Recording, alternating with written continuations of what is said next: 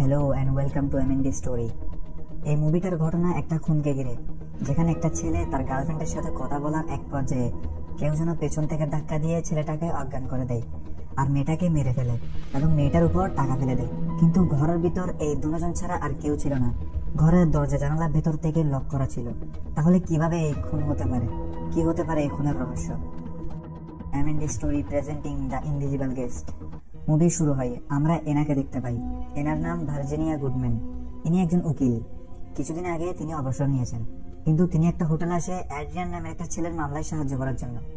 Adrian তাকে দেখে বলে, আপনার একটু পর আসার কথা ছিল না? ভার্জিনিয়া বলে, আমি জানতে পেরেছি তোমার বিরুদ্ধে একজন সাক্ষী আছে, তাই সে ব্যাপারে কথা বলতে এসেছি। আসলে কিছুদিন আগে অ্যাড্রিয়ান তার গার্লফ্রেন্ডের সাথে দেখা করতে গেলে মেয়েটা মারা যায়।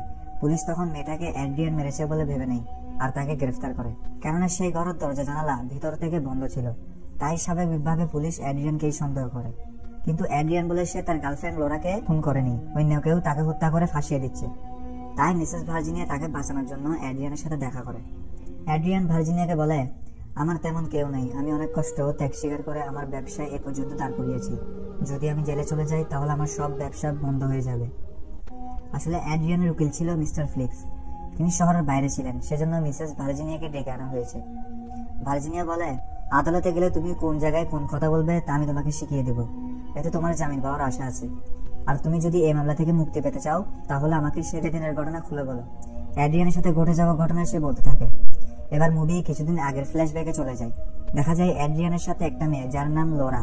দুজনেরই আলাদা আলাদা সংসার ছিল, তার সাথে তারা একে অপরকে ভালোবাসত। তাদের এই কাজ নিয়ে তাদেরকে একজন ব্ল্যাকমেল করে এবং সে ব্ল্যাকমেলার বলে তাকে $1,00,000 নিয়ে শহরের একটা হোটেলে আসতে বলে। অ্যাড্রিয়ান সেখানে গিয়ে অনেকক্ষণ অপেক্ষা করে।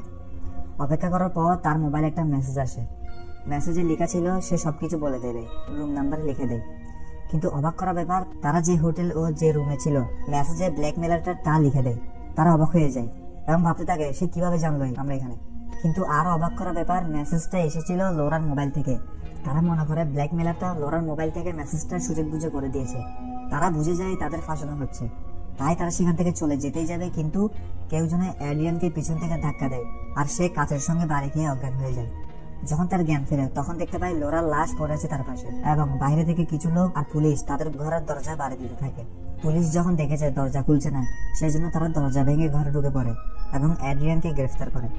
পুলিশের ধারণা খুনটা অ্যাড্রিয়ানই করেছে, কেননা সে আর লোরা ছাড়া কেউ ঘরে ছিল না। কিন্তু অ্যাড্রিয়ান বলে সে খুন করেনি। অ্যাড্রিয়ান তো অজ্ঞান ছিল, তাহলে খুনটা করেছিল কে করেছে একটু পর বুঝতে পারবে। তারপর মিসেস ভার্জিনিয়া বলে এটা তো অসম্ভব, কেননা ঘরের দরজা জানালা ভিতর থেকে বন্ধ ছিল আর পুরো শীতকাল জুড়ে ঘরের জানালাগুলোকে একটা বিশেষ চাবি দিয়ে লক করে দেয়।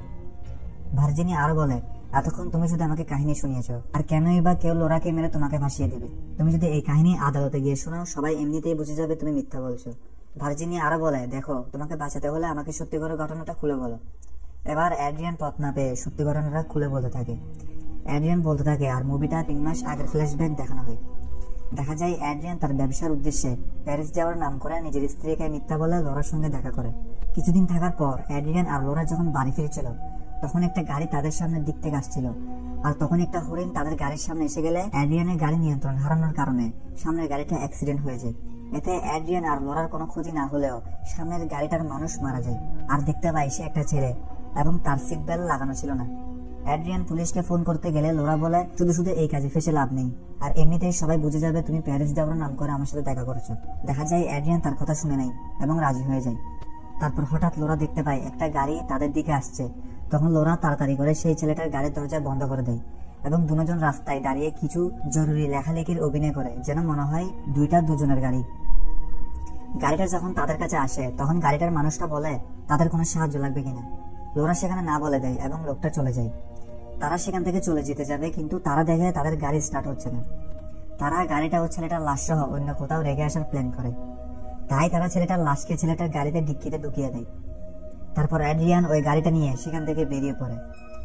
অ্যাড্রিয়ান গাড়িটাকে নিয়ে একটা জলাশয়ে পারে যায় এবং একটা জঙ্গলের ভেতর রাস্তা দিয়ে চলতে থাকে। একসময় অ্যাড্রিয়ান গাড়িটাকে ধাক্কা দিয়ে জলাশয়ে ফেলে দেয়। ছেলেটার লাশ সহ গাড়িটা পানিতে ডুবে যায়। কিন্তু এগুলো করার সময় জঙ্গলের ভেতর থেকে সে একটা আওয়াজ শুনতে পায়। অ্যাড্রিয়ান মনে করে সেটা হয় হরিণের আওয়াজ হবে হয়তো। তারপর অ্যাড্রিয়ান লোরার কাছে ফিরে আসলে দেখে গাড়ি ঠিক হয়ে গেছে এবং তারা আবার চলতে থাকে। লোরা কেঁদে কেঁদে অ্যাড্রিয়ান যাওয়ার পর ঘটে যাওয়া ঘটনাটা বলতে থাকে।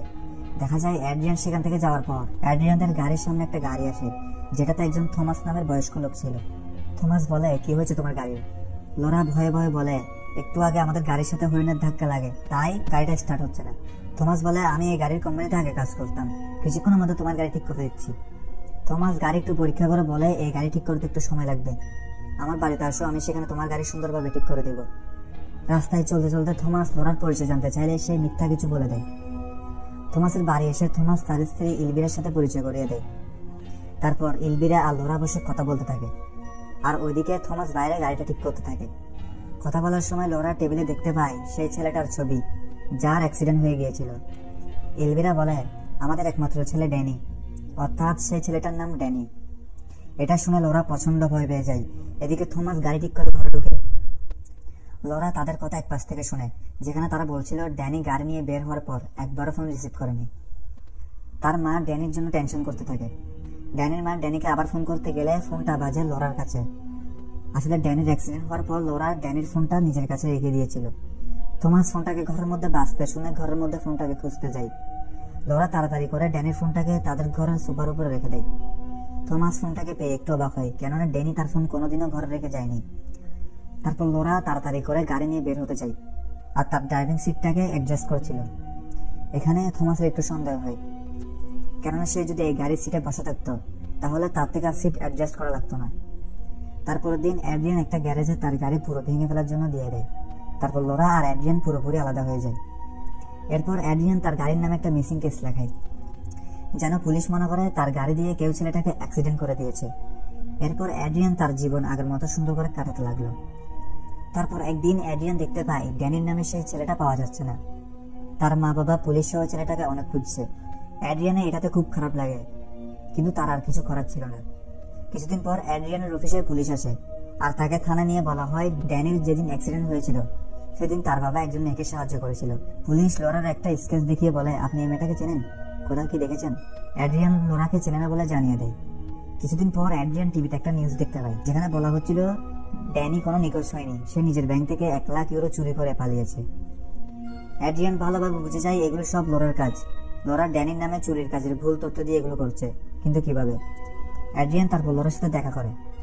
লোরা বলে, সেদিন তাকে ডিক্কিতে ঢোকার সময় আমি তার মানিব্যাগ নিয়ে নিই, এবং আমার স্বামী যেহেতু ড্যানির সঙ্গে একই ব্যাংকে চাকরি করে, তাই আমি ড্যানির মানিব্যাগ থেকে এনআইডি কার্ডটা বের করে তার ব্যাংক থেকে 1 লাখ ইউরো নিয়ে তার অ্যাকাউন্টে ঢুকিয়ে দিই, যেন সবাই ড্যানিকে চোর ভাবে। অ্যাড্রিয়ান কিন্তু এই ব্যাপারে তাকে সমর্থন করছিল না, কিন্তু লোরা বলে, তুমি যদি পুলিশের কাছে আমার নাম বলেছ তাহলে আমি বলে দেব তুমি প্যারিস যাওয়ার নাম করে আমার সাথে ছিলে। এটা শুনে অ্যাড্রিয়ান আর কিছু বলতে পারে না। এর কিছুদিন পর একটা অনুষ্ঠানে সেরা ব্যবসায়ী হিসেবে পুরস্কার পায় অ্যাড্রিয়ান। সেখানে ড্যানির বাবা নকল সাংবাদিক সেজে অ্যাড্রিয়ানের সাথে একপাশে কথা বলতে থাকে।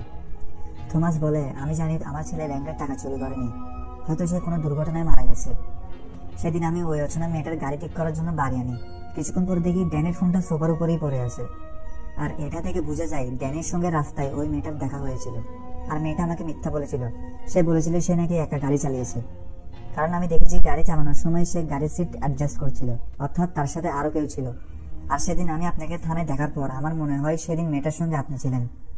দেখুন, আমাকে শুধু আমার ছেলের মৃতদেহটা কোথায় সেটা বলে দিন, যেন আমি আমার ছেলের শেষ কার্যটা করতে পারি। কিন্তু অ্যাড্রিয়ান বলে, না তো, আমি ছিলাম না, আমি তো প্যারিস ছিলাম, আপনি আমাকে ভুল বুঝছেন। তারপর থমাস মুখে সিগারেট নিয়ে তার লাইটারটা চাই। অ্যাড্রিয়ানের লাইটার দেখে থমাস ভালোভাবে বুঝে যায় সেদিন গাড়িতে যে লাইটারটা থমাস দেখেছিল সেটা অ্যাড্রিয়ানের লাইটার।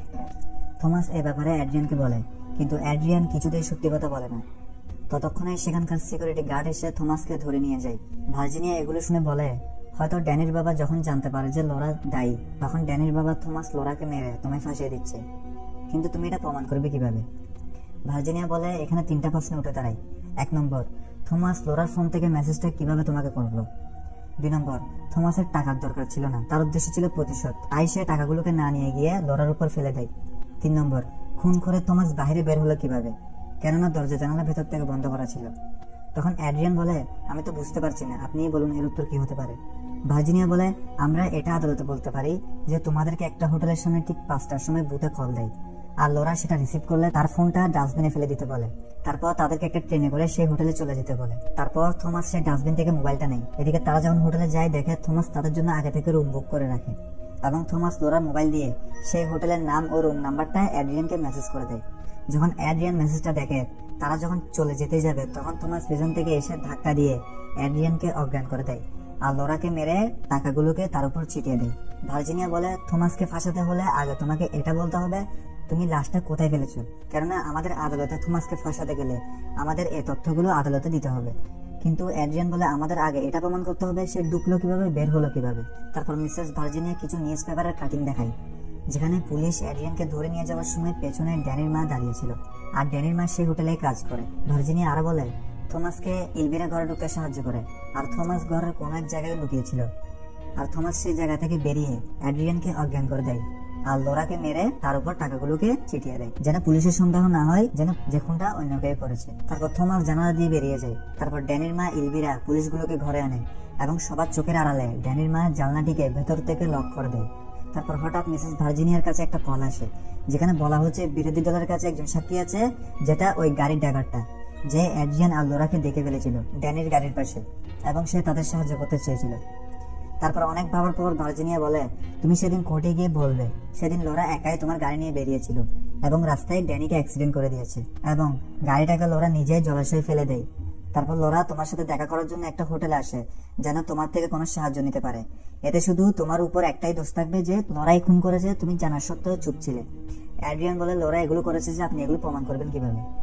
ভার্জিনিয়া বলে, লোরা যখন ড্যানিকে ডিক্কিতে ঢুকেছিল তখন তার হাত থেকে কিছু পড়ে যাওয়া জিনিস গাড়ির ডিক্কিতে রেখে দিতে হবে, যেন পুলিশ বুঝতে পারে যে আসল খুনি লোরা। এবার মিসেস ভার্জিনিয়া অ্যাড্রিয়ানকে সে জায়গার একটা ম্যাপ দিয়ে সে লাশটাকে কোথায় ফেলেছে সেটা মার্ক করে দিতে বলে, কিন্তু এত সহজে অ্যাড্রিয়ান সে লাশটার জায়গাটা বলতে চাচ্ছিল না এবং সে বলে, কিন্তু সাক্ষীটার কি হবে যে আমাদেরকে দেখে ফেলেছিল ড্যানির গাড়ির পাশে? তারপর মিসেস ভার্জিনিয়া বলে, বিরোধী দলের কোনো সাক্ষী নেই, আমি এতক্ষণ তোমাকে মিথ্যা বলেছিলাম, যেন তুমি সত্যি কথাগুলো বলে দাও। এটা শুনে অ্যাড্রিয়ান তো অবাক হয়ে যায়।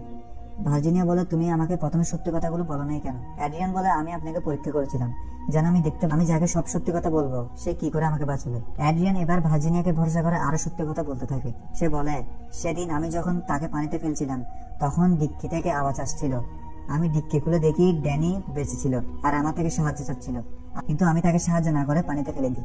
এটা শুনে ভার্জিনিয়া প্রচন্ড রেগে যায় এবং কিছুক্ষণ চুপ করে থাকার পর বলে, আমার মনে হচ্ছে আপনি এখন পর্যন্ত আমার থেকে সত্যি কথা লুকাচ্ছেন। অ্যাড্রিয়ান বলে, এখন আপনার কাছে কোনটা মিথ্যা মনে হচ্ছে? ভার্জিনিয়া বলে, আমার মনে হচ্ছে আপনি সবই মিথ্যা কথা বলছেন আমাকে। হতে পারে এগুলো সব করার প্ল্যান তোমার ছিল, হতে পারে লোরা পুলিশকে ফোন করতে চেয়েছিল, তুমি লোরাকে বাধা দিলে এবং তুমি তাকে জলাশয়ে ডুবানোর সময় তার মানিব্যাগ থেকে এনআইডি কার্ডটা নিয়ে ব্যাংক থেকে টাকা চুরি করে তার অ্যাকাউন্টেই ঢুকিয়ে দাও যেন তাকে চুরির অপবাদ দেওয়া হয়। আর টিভিতে ড্যানির মা বাবাকে কষ্ট পেতে দেখে লোরা হতাশায় নিজের মানসিক ভারসাম্য হারিয়ে ফেলে এবং একসময় ড্যানির মা বাবাকে লোরা ফোন করে সব বলে দেয়। লোরা তাদের কাছে ক্ষমা চাওয়ার জন্য একটা কাজ করে, সে ওই হোটেলে একটা রুম বুক করে এবং একটা বুথ থেকে তোমাকে কল দিয়ে 1 লক্ষ ইউরো টাকার ব্ল্যাকমেল করে যেন সে টাকাগুলো নিয়ে ড্যানির মা বাবাকে দিতে পারে।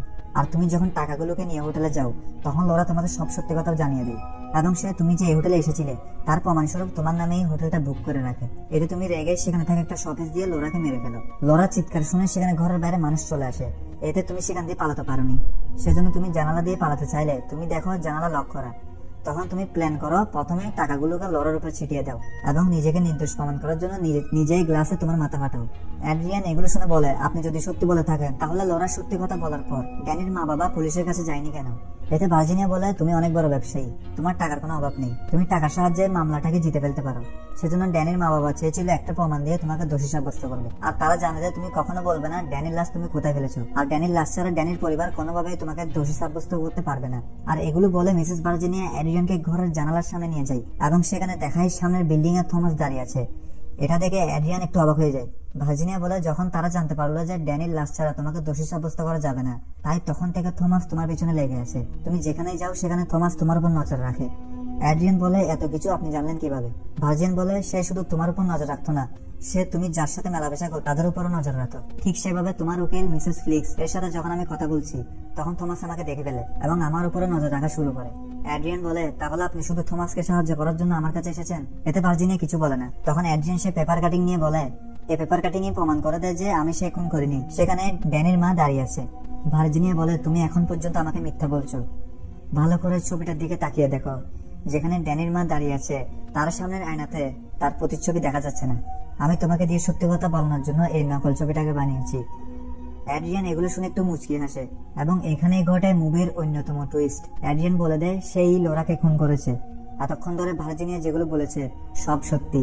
তারা কথা বলার সময় সেখানে একটা ফোন বেজে ওঠে, যেখানে মিস্টার ফ্লিক্স অ্যাড্রিয়ানকে কল দিয়েছিল। তখন ভার্জিনিয়া বলে, তুমি একটু কথা বলো, আমি একটু বাইরে গিয়ে আমার মাইন্ডটাকে ফ্রেশ করে আসি। এটা বলে মিসেস ভার্জিনিয়া ঘর থেকে বেরিয়ে পড়ে। ফোনে মিস্টার ফ্লিক্স বলে, তুমি আর চিন্তা করিও না, আমি সেই গাড়ির ড্রাইভারটাকে খুঁজে পেয়েছি এবং তাকে মোটা অঙ্কের টাকা দিয়ে বলে দিয়েছি তোমার বিরুদ্ধে যেন সাক্ষী না দাঁড়ায় আদালতে। কথা বলার সময় অ্যাড্রিয়ান দেখতে পায় মিসেস ভার্জিনিয়া তাকে যে কলমটা দিয়েছিল সেটা থেকে কালি বের হচ্ছে এবং তার শার্টে কালি লেগে যায়। এখানে যখন অ্যাড্রিয়ান কলমটাকে খুলে তখন তার চোখ কপালে উঠে যায়। সে দেখতে পায় কলমের ভিতরে ছোট একটা মাইক আর ট্রান্সমিটার লাগানো। দেখা যায় মিসেস ভার্জিনিয়া তার মামলার জন্য যে ফাইলগুলো নিয়ে এসেছিল সেখানে সবগুলো সাদা কাগজ। দেখা যায় মিসেস ভার্জিনিয়া অ্যাড্রিয়ানের ফ্ল্যাট থেকে বেরিয়ে সামনের থমাসের ফ্ল্যাটে ঢুকে ম্যাপটা তার হাতে দিয়ে দেয়। অ্যাড্রিয়ান জানালা দিয়ে সব দেখতে পাচ্ছিল। এগুলো দেখে সে ভয় পাচ্ছিল। দেখা যায় থমাসের রুম একটা সাউন্ড রেকর্ডার ছিল, অর্থাৎ এতক্ষণ যে কথাগুলো অ্যাড্রিয়ান বলেছিল সবগুলো থমাস রেকর্ড করে নিয়েছে। তারপর অ্যাড্রিয়ান যা দেখে তাতে তার মাথার উপর আকাশ ভেঙে পড়ে। আর এখানেই ঘটে মুভির সব থেকে বড় টুইস্ট। সে দেখতে পায় মিসেস ভার্জিনিয়া আর কেউ নয়, সে থমাসের স্ত্রী ইলভিরা। অর্থাৎ এতক্ষণ মিসেস ভার্জিনিয়ার নাম করে থমাসের স্ত্রী অ্যাড্রিয়ান থেকে সব সত্যি কথা জেনে নেয় এবং এগুলোর সাহায্যে আদালতে প্রমাণ করা যাবে অ্যাড্রিয়ানই আসল খুনি।